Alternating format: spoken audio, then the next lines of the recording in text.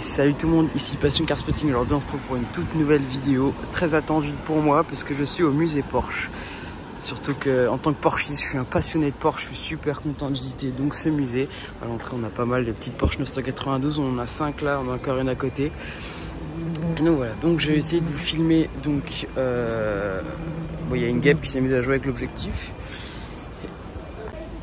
Bon, je reprends après avoir été interrompu par la guêpe. Donc voilà, donc j'ai essayé de vous filmer toutes les voitures, surtout que je suis passionné de Porsche, donc j'ai beaucoup de livres. Et j'y connais un peu dans l'histoire Porsche, donc j'essaie de vous filmer. Je vais pas vous expliquer l'histoire, sinon la vidéo va durer 25 minutes, mais j'essaie de vous filmer les principaux véhicules de la marque, en espérant vous expliquer à peu près les petites anecdotes, tout en essayant de faire court. Donc voilà, donc j'espère juste que, comme il n'y a pas trop de monde, j'espère que la qualité des images et j'arriverai quand même à voir les voitures pour vous les filmer comme il faut. Regarde, donc déjà là je suis dans le hall de l'entrée, j'espère que je vais parler assez fort pour entendre. Donc là je suis dans le hall et là il y a plein de petites Porsche, mais il y a surtout une magnifique là 991 Speedster, sublime. J'essaie de vous la filmer le plus loin pour qu'on voit que c'est une Speedster. Déjà là c'est une première pour moi, j'en ai jamais eu. Regardez, là on le voit bien que c'est une 991 Speedster. Là vous avez une des premières Porsche commercialisées, la 356 phase 1. La première Porsche qui a été commercialisée en 5 exemplaires, la Porsche 351. Il y avait juste 2 places pour le conducteur et les moteurs. Voilà. Donc la phase 1 et là vous avez la phase 2 où en fait ils ont commencé à faire de l'espace pour mettre 2 places à l'arrière et un coffre également à l'avant. Et là on a la phase 3, bon c'est à peu près la même base. Il y a eu surtout des évolutions moteurs, mais sinon on est sur la même type de véhicule. Là vous avez la 718 RS modèle limité à 2 exemplaires dans le monde qui était dédié pour la course automobile. Donc voilà pour l'arrière de la 718 RS. Et là on est sur une autre rareté, une petite 356 Speedster. Donc à l'époque faire un petit décapotable et maintenant c'est la version la plus rare de la 356.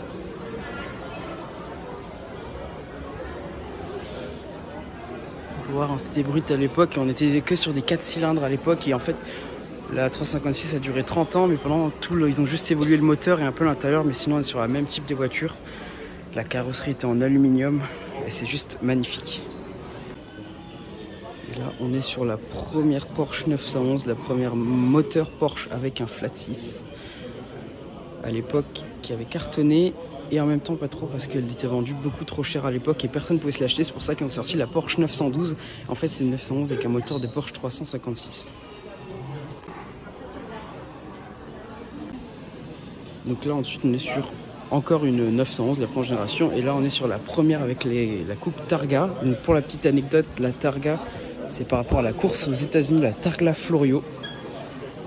Et c'est le début de la Targa qu'on connaît tant chez Porsche. Sur la première génération donc de 911 qui s'appelle la 911 d'ailleurs. Je filme encore un petit coup l'arrière.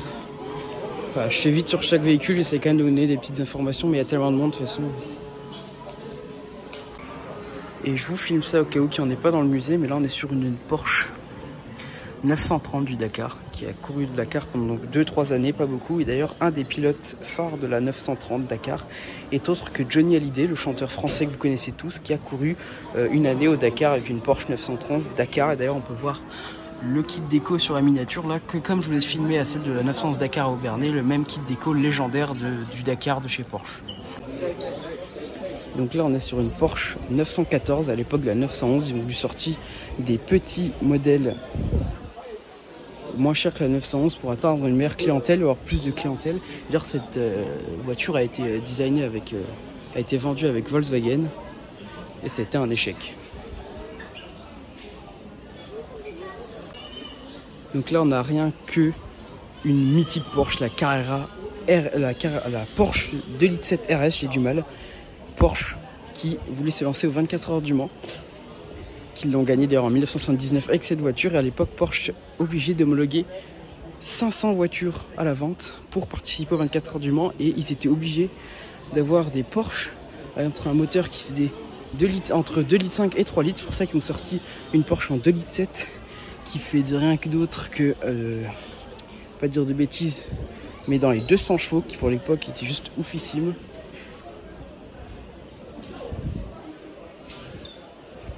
qui va à 245 km/h. Donc à l'époque, c'est complètement ouf.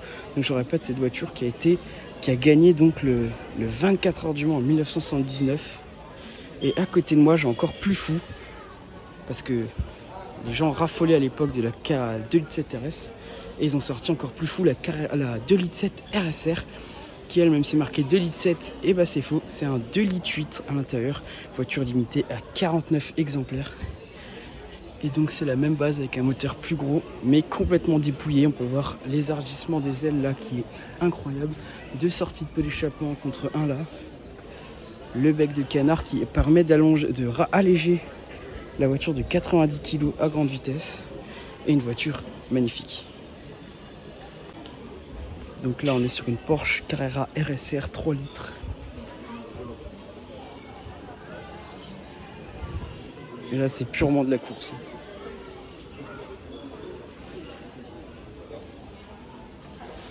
C'est impressionnant vraiment. Là on est sur une Porsche 935 qui à l'époque était connue parce que c'était la voiture qui rentrait dans le groupe GT5 de course. Et à l'époque c'était un tout nouveau groupe qui venait juste de sortir, qui n'a pas duré très longtemps d'ailleurs. Ils se sont lancés dans l'inconnu, dans une nouvelle catégorie de course, la GT5. 270 km/h, on peut voir. Et à l'arrière, un nez juste incroyable avec l'énorme sortie de pot d'échappement.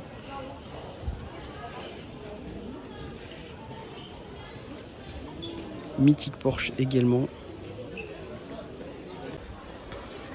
Et donc là, on est sur la création de la deuxième génération de Porsche 911, qui est entre autres que la Porsche 911 930.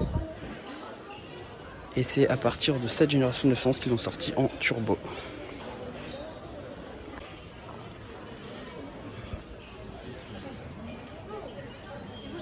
Et c'est à partir de cette génération de 911 qu'ils ont sorti les intérieurs à 5 cadrans. Et voilà, on peut voir l'apparition de cette espèce de bec de doigt qui a été repris sur la RSR, la 2 litres 7 RS, j'ai du mal. Et donc c'est le premier moteur turbo de chez Porsche. Qui, vous le verrez, avec la génération, donc au début le 911 turbo c'était les Porsche avec des turbos. Et sur la dernière génération, toutes les Porsche sont turbo, malheureusement. Et on est encore sur une Porsche 930. Qui est une série limitée bien spécifique, mais moi c'est surtout le modèle qui m'intéresse, parce que c'est une 930 Speedster qu'on peut connaître par son toit qui remonte comme ça, et d'ailleurs elle a une très belle couleur, et que les Porsche étaient étudiés pour des jeunes familles avec un couple et 2 petits enfants dans les places ridicules à l'arrière.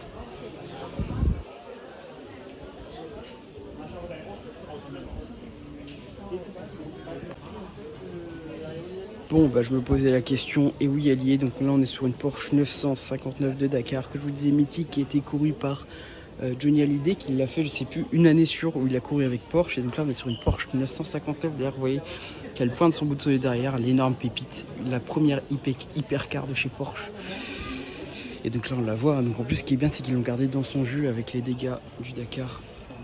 Du Paris-Dakar à l'époque, parce que ça partait de Paris, ça arrivait à Dakar. Maintenant c'est plus que le Dakar et ça se passe au Qatar, en Arabie Saoudite, donc ça a plus tout à fait le même charme. Mais on est toujours sur une voiture de malade mental. Et donc voilà d'où vient la 911 Dakar, la dernière. Ça sort de là.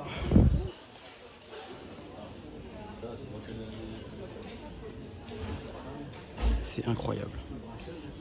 Claude Brasseur, voilà exactement. Claude Brasseur qui est l'acteur de Camping. Et Jackie X, un mythique pilote de rallye que tout le monde connaît, je pense. Donc voilà, c'est vrai que j'ai oublié de vous le dire aussi, mais Claude Brasseur, donc le mythique Jackie dans Camping, que vous connaissez tous, je pense, qui est malheureusement décédé aujourd'hui, était pilote chez Porsche. Et là on a la première hypercar Porsche, la Porsche 959, qui était celle avant la Carrera GT, limitée à 259 exemplaires dans le monde. 319 km/h.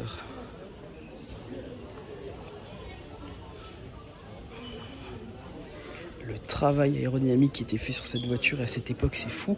Je dis pas de bêtises, c'est les hypercars qui sortaient en trio, et celle-là est sortie en même temps que la McLaren F1 et une autre que je me rappellerai plus du tout. Donc on peut voir déjà l'aérodynamique, cette bosse qui est d'ailleurs maintenant mythique sur les turbos, qui ont toujours cette aération au niveau là. Un intérieur juste divin, magnifique. Et la mythique 359, désolé, il y a plein de monde et on peut pas faire des vidéos sans que tout le monde te passe devant. Ouais, je vous le refilme à l'arrière parce que c'est fou, mais là on peut voir l'évolution entre la 359 et la 359 Dakar. Et là on a la première hypercar que peu de gens savent que c'est une hypercar, donc c'est celle qui est avant la Carrera GT. Et on est juste sur une voiture monumentale que je pense plus jamais je verrai de ma vie, donc c'est pour ça que je prends un peu plus de temps sur ce véhicule.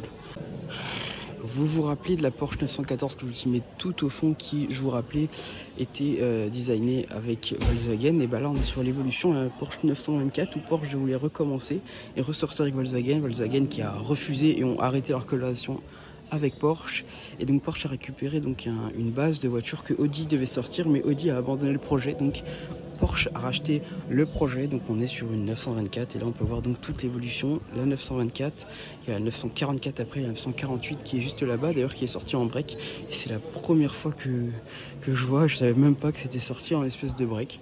Donc voilà, on a la mythique Porsche 924 là, donc des voitures qui n'ont pas très bien marché, qui était en fait le but de créer en fait l'ancienne de la Boxster et de la Cayman, créer une voiture moins bien que la 911 pour attirer plus de clientèle. Et donc là on est sur une 928, 928, hein, 944, et après on a repassé ce 928 qui ont sorti en break. Je ne l'étais pas du tout au courant. Et donc là on en a une là-bas qui est en version un peu spécifique, vous verrez. Et donc là on est sur une Porsche 968 CX. Et donc pour la petite anecdote, ils avaient sorti cette version en Carrera GT. Donc Carrera pour la Carrera Panamérica, qui était une course qui traversait les États-Unis complètement. Ils ont sorti d'ailleurs avant la 356, la Porsche 356 Carrera GT. Voilà. Et il manque beaucoup de véhicules, hein. On a aussi la 356 qui était sortie avec Abarth et designée par Zagato. Il manque des petites pépites, mais bon, on aura vu quand même pas mal de petites voitures, dont la Porsche 968 CS qui maintenant appartient à BMW. Et là, on n'a rien que les 996 GT1. Je suis pas tout à fait dans l'ordre, parce qu'il y a les 993 avant, mais je vais vous les filmer après. Mais juste que les 996 GT1, je pense qu'il y aura tout le monde qui va s'intéresser dessus. Alors je préfère vous les filmer maintenant. Donc là, on est une 996 GT1 Evo, modèle unique au monde. Juste avec un aérodynamisme de fou furieux. Mais moi, ce qui m'intéresse plus, je suis pas très course. Surtout ce qui est derrière, 996 GT1.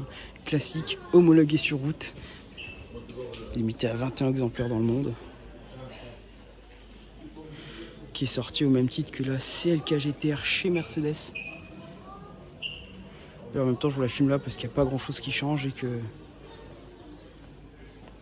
vous la voyez quand même bien. Donc allez, je reprends dans l'ordre. Donc après la Porsche 930, on avait la Porsche 964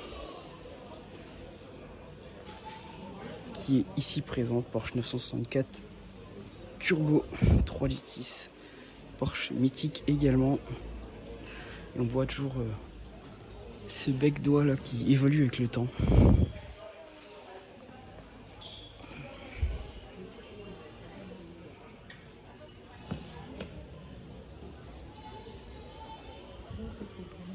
Bon, je peux pas vous la filmer mieux parce qu'il y a trop de monde. Et là on a sur la Porsche 993, donc 4e génération, avec la voiture de la police qui roulait déjà en Porsche à l'époque. Et là on est à l'époque sur des Targa. Les Targa à l'époque n'étaient pas du tout de la même façon. Il y a juste la partie de la 991 qui nous a repris la vraie forme de la Targa, mais sinon c'était comme ça. On reconnaît beaucoup moins la forme de la Targa. Et d'ailleurs j'en profitais pour filmer un peu l'arrière de la 996 GT1 homologué route. Donc ça roule sur route, hein. On peut voir l'énorme aérodynamisme. Voiture limitée à 21 exemplaires. Je le répète, avec des grosses jantes BBS. D'ailleurs, je suis passé devant les usines le long de l'autoroute. Marque allemande également, avec des freins Brembo. On peut voir le travail fou furieux qui ont été faits sur ces voitures et aussi le travail qui est fait sur le toit également. C'est vraiment quelque chose de fou. Donc ensuite on est sur la 5e génération de Porsche, la 996. Là, on est sur l'apparition des GT2 qui à l'époque étaient pour la course. Pardon. Là regardez, donc là on est toujours sur une 996. Donc là les évolutions passent vite, les années passent vite et on peut voir donc c'est intéressant de voir tout. Donc là le coffre, à l'avant surtout tout ce qui est batterie et tout. On peut voir tiens, le châssis. Et moteur central arrière Fat 6 mythique de chez Porsche.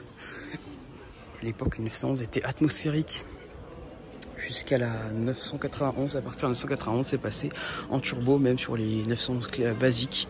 C'est pour ça que ça a perdu un peu de son charme, les turbos. Mais à l'époque, quand c'était une 911, c'était atmosphérique et les turbos, c'est pour ça qu'elle avait vraiment quelque chose en plus. C'est parce que c'était vraiment des turbos. Donc c'était vraiment quelque chose de différent par rapport au 911 classique, alors que maintenant c'est plutôt bon, de la puissance supplémentaire. On est tout à fait sur la même voiture.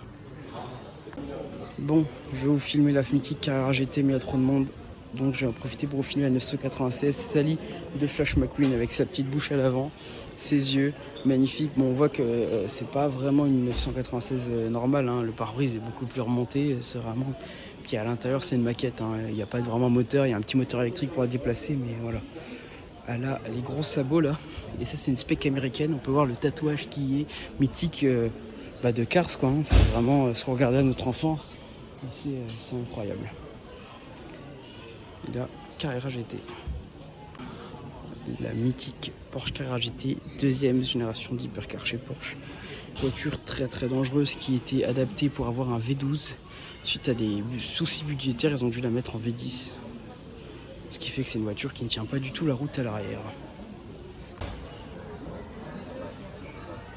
Le mythique moteur V10.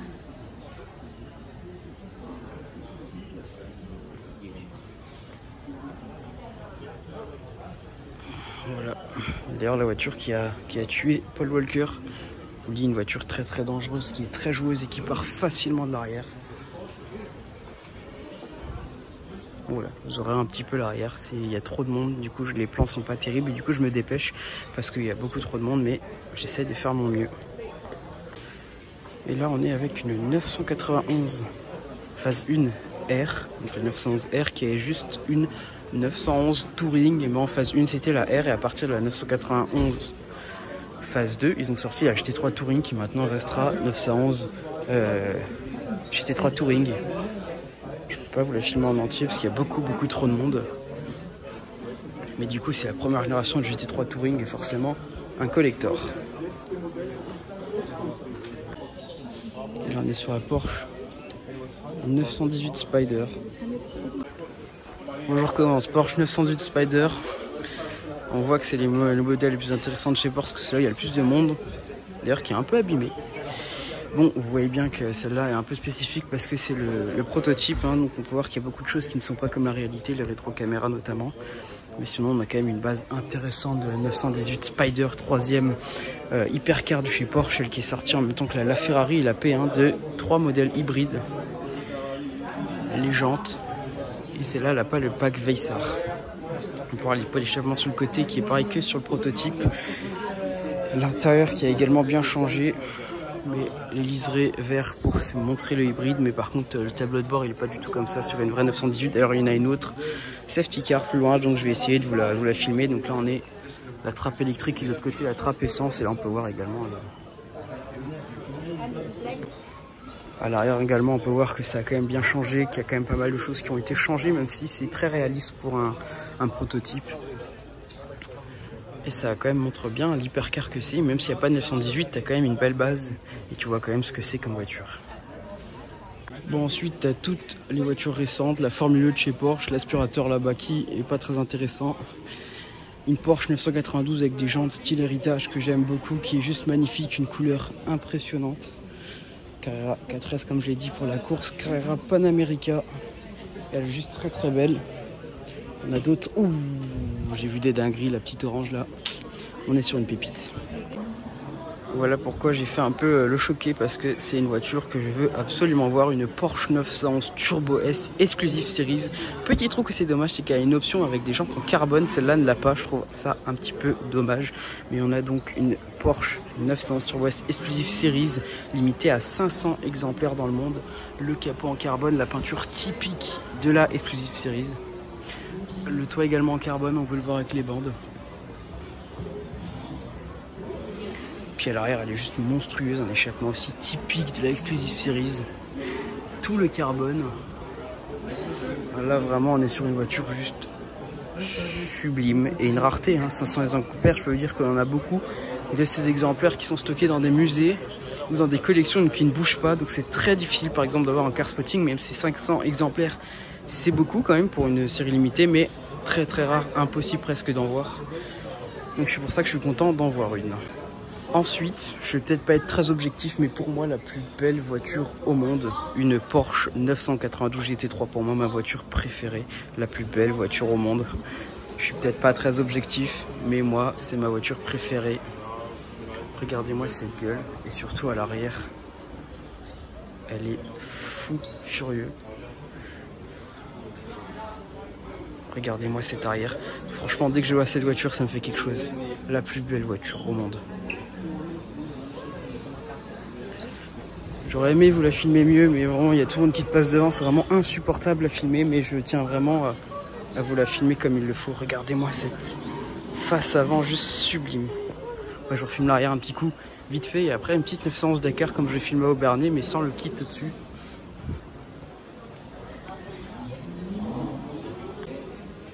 Donc voilà, je vais pas m'attarder sur le 911 Dakar parce que j'en ai filmé là au Bernet, que je vous ai filmé pendant bien 3-4 minutes avec le kit la Porsche. Mais bon, vous avez vu la 911 959 Dakar avant, et donc vous comprenez le principe. Celle-là, les jantes blanches, celles que j'avais filmées, ne les avait pas.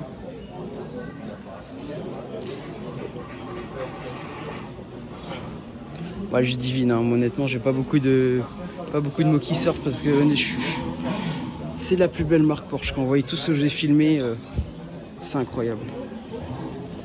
Et même si je vous filme beaucoup les voitures, je vous explique pas l'histoire parce qu'il n'y aura pas le temps, la vidéo va durer 45 minutes, mais en histoire, moi je me suis vraiment intéressé à l'histoire Porsche et clairement c'est passionnant du début jusqu'à la fin. L'histoire Porsche est vraiment incroyable.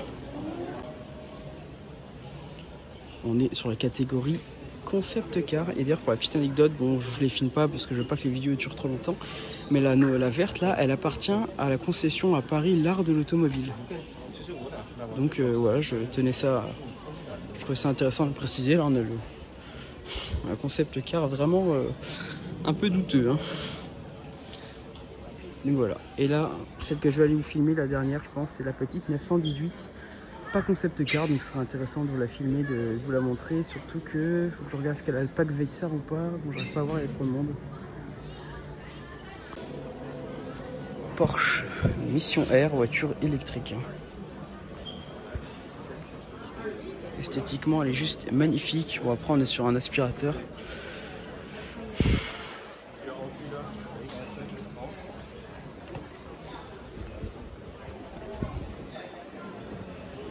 Ouais, elle est très belle esthétiquement à l'arrière, sinon moi j'aime pas trop. Et puis niveau mécanique, on n'est pas sur quelque chose que je trouve très intéressant. Donc voilà, on a une réelle 918 Spider hybride, pas prototype, donc on voyait vraiment ce que c'est qu'une 918 Spider. Magnifique. Comme je dis, le trio de la Ferrari P1 918 3 hypercar hybride à plus de 1000 chevaux. On voit que l'intérieur, ça a changé quand même, mais pas tellement. Les compteurs n'ont pas changé. Et là, je suis déçu, parce que normalement, il y a une plaque avec écrit numéro temps sur temps. D'ailleurs, je cherchais, je sais plus combien il y a d'exemplaires 918. Et là, comme elle a dû être spécifique pour les safety cars, et bah, il n'y a pas le numéro de série. Oui, donc je me posais la question, et si vous voulez savoir combien il y a d'exemplaires de 918, et ben il y en a 918. On peut voir que c'est un covering Bon, la voiture elle doit souffrir, hein. Les traces de main partout, elle doit être rayée de partout. Et donc voilà, donc là 910 exemplaires et c'est marqué souvent numéro 200 sur 918 en gros. Et puis voilà, donc quand je vous disais le e-power pour recharger en électrique, et de l'autre côté je vais vous montrer un appareil pour le charger en essence. Fuel, et voilà. Donc là on est sur pas mal de premières pour moi, le 996 GT1, 918 Carrera GT, que des modèles que je n'avais pas vu, 959 également, la 991 Speedster pareil je n'avais jamais vu, même si elle n'est pas officiellement, c'est juste dans un petit garage qui garde des voitures. D'ailleurs je vais essayer de vous filmer parce qu'il y avait une 918 au loin, je l'ai vue en remontant et j'aimerais bien vous la filmer quand même. En plus je crois qu'elle avait le pack Veissar, parce que ça je suis un peu déçu, elle n'a pas le pack Veissar qui est un pack supplémentaire avec des rajouts en carbone qui se mettent là. Et quelques petits éléments aérodynamiques qui vraiment donnent un look incroyable à la voiture. Regardez comme je dis tout là-bas. On a une 918 et je crois que c'est un prototype également. Et sinon on a la 980 Speedster, de la RSR, de la Targa. Donc voilà, et de la Speedster. La 356 1600. Speedster 1600, c'est le nombre de centimètres cubes, et la Speedster qui est donc la voiture qui de base était la Porsche du pauvre, hein, clairement, où ils enlevaient le maximum pour la Porsche la moins chère. Et ce qui est bizarre, c'est qu'aujourd'hui c'est la Porsche 356 la plus chère si t'en veux une maintenant. Regardez la plaque de la Porsche 993, et bah c'est 993, donc c'est assez marrant.